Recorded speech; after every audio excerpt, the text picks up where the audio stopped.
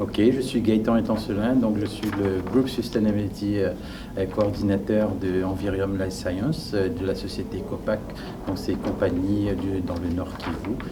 On est basé dans le RDC Congo, donc la République démocratique du Congo, et nous sommes exportateurs de cacao, fèves brutes, évidemment bien fermentées. Alors, je m'appelle Abra Tenou Lawani, je suis entrepreneur togolaise spécialisée dans la transformation du cabos de cacao en produits cosmétiques pour le soin des cheveux, du corps, de la maison et aussi des plantes.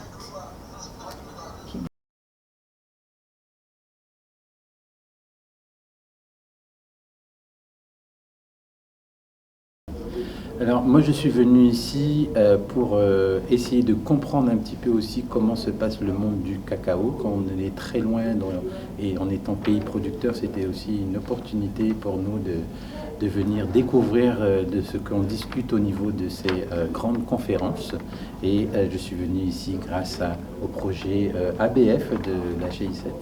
Alors, j'ai été invitée par la GIZ parce que je suis lauréate de l'Agri-Business Facility Fund. Donc voilà, pour participer à la World Cocoa Conference, mais aussi aux autres ateliers qui ont lieu d'ailleurs aujourd'hui, qui commencent aujourd'hui. Voilà, l'histoire, je pense que c'est vraiment de pouvoir être sensibilisé sur les nouvelles réglementations européennes, sur le cacao, mais aussi faire du réseautage, rencontrer d'autres acteurs de la filière, et puis toujours rester dans la réflexion de comment on améliore le quotidien de nous, les jeunes entrepreneurs, des agriculteurs, bref, de tous les acteurs locaux de cette filière.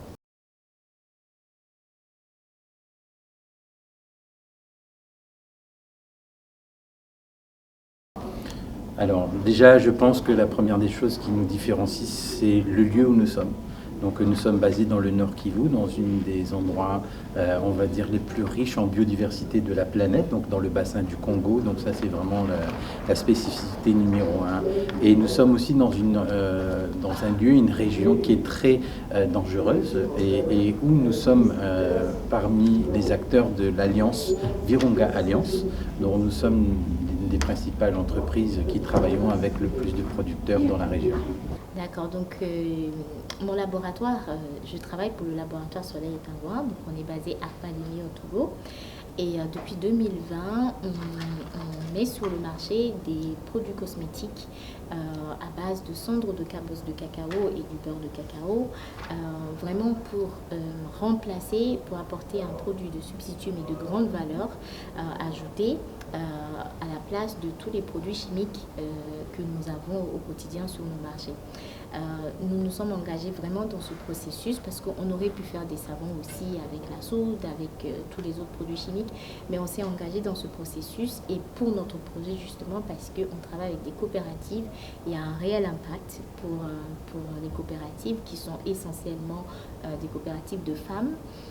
Qui vont donc, après avoir vendu les fèves avec leur mari, passer le reste de l'année ou des mois en attendant la prochaine saison de cacao, transformer les cabos de cacao en cendres, et nous garantissons l'achat de cette cendre, puis pour les transformer en produits cosmétiques. L'autre chose qui vraiment distingue notre projet, c'est le fait d'être la première marque togolaise à exporter en Europe, à travailler sur la certification biologique de tous les intrants, donc la cabosse de cacao, les produits finis à base de savon noir, etc. Et puis on apporte une valeur ajoutée aussi parce qu'on collabore avec l'université de Kara au Togo sur des nouvelles approches, des nouvelles méthodes de transformation de savon noir pour pouvoir augmenter les capacités de production et avoir des prix corrects, compétitifs sur le marché pour vraiment rendre l'activité durable économiquement.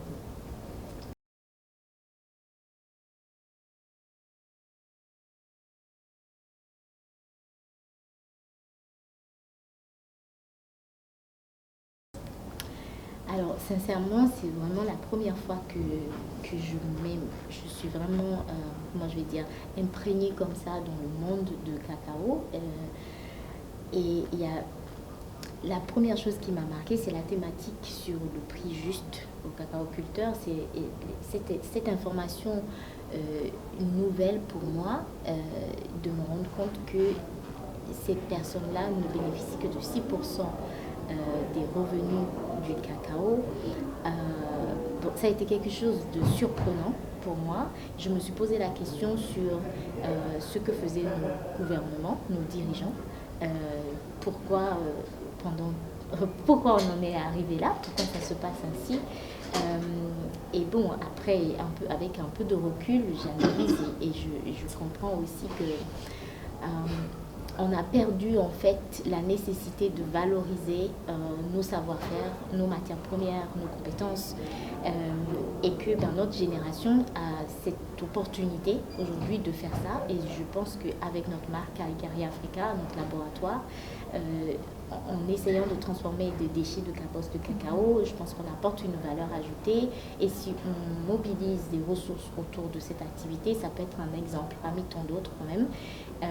Et ça peut aider en tout cas à augmenter le revenu des producteurs. Voilà, je peux dire comme ça.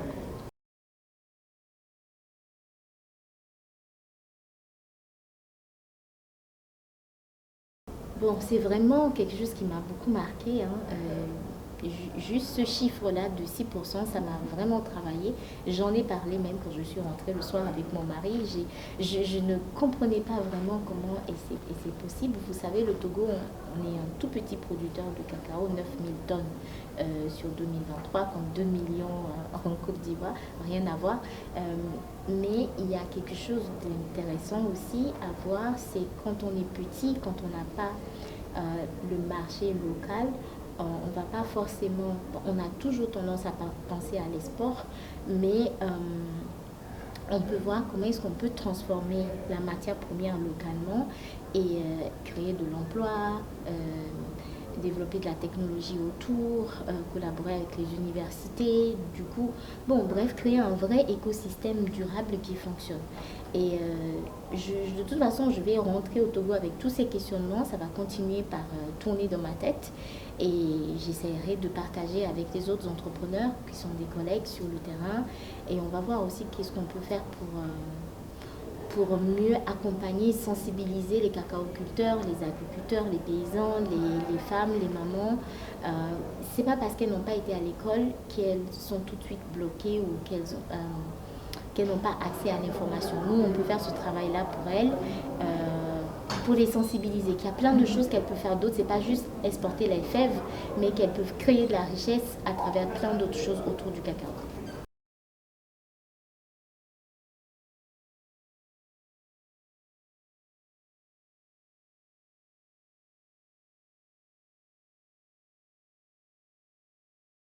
Aujourd'hui, ça a été satisfaisant parce qu'on a pu échanger avec beaucoup de pays. J'ai pu surtout échanger avec les pays de l'Asie du Sud-Est, où c'était très compliqué d'avoir des échanges avec eux puisqu'ils sont très loin de nous en Afrique. Ça, c'était vraiment très bien pour nous.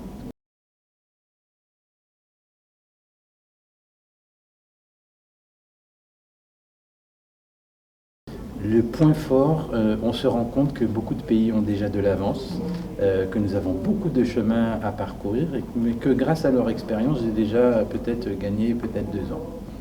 Ça, c'est vraiment le tipping point que je pourrais dire pour aujourd'hui.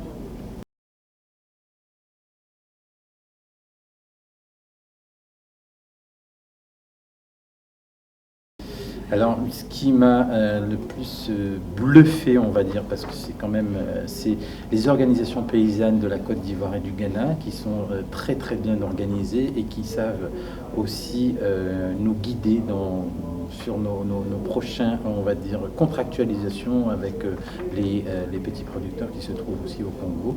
Donc, on a pu avoir quelques échanges sur la contractualisation, c'est pas mal.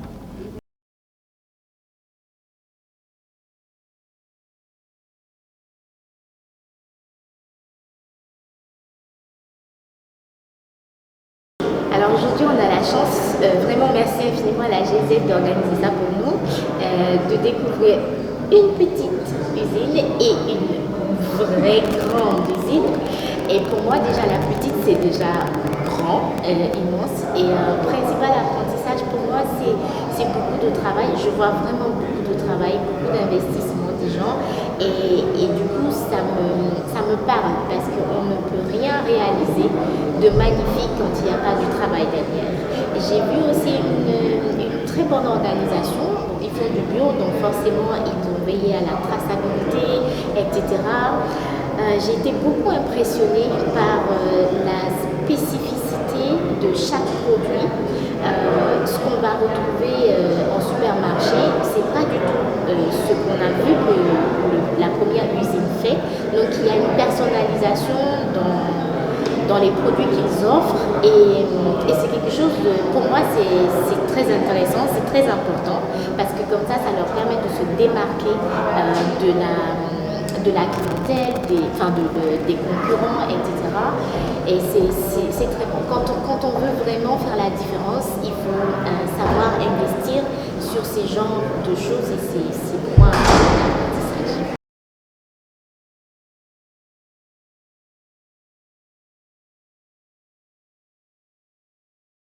Alors au Togo, on a des petits artisans chocolatiers, des toutes petites. Donc les fabriques sont vraiment manuelles et généralement les artisans vont devoir tout faire le process. Ce qu'on a vu aujourd'hui, que ce soit la première ou la grande usine, ils travaillent déjà la masse de chocolat. Ils ne sont pas là en train de travailler les fèves, torréfacter, ils ne font pas tout le process. Donc, ils se sont spécialisés pour faire aussi bien et en grande quantité, tu ne peux pas tout gérer quoi. Alors que nous, on est petits, donc on fait vraiment du bout en bout et ça complique les choses. La différence au-delà de la taille, le packaging, ils ont vraiment apporté un soin au packaging. On a envie aussi d'apporter du soin au packaging, on n'a pas toujours la possibilité parce qu'on n'a pas des fournisseurs dans ce sens. Donc il y a quand même beaucoup d'apprentissage et plein de choses qui nous tournent dans la tête, histoire de faire mieux, bien. Donc on espère qu'il y aura aussi des collaborations. On a pris des contacts, on va voir ce que ça va donner.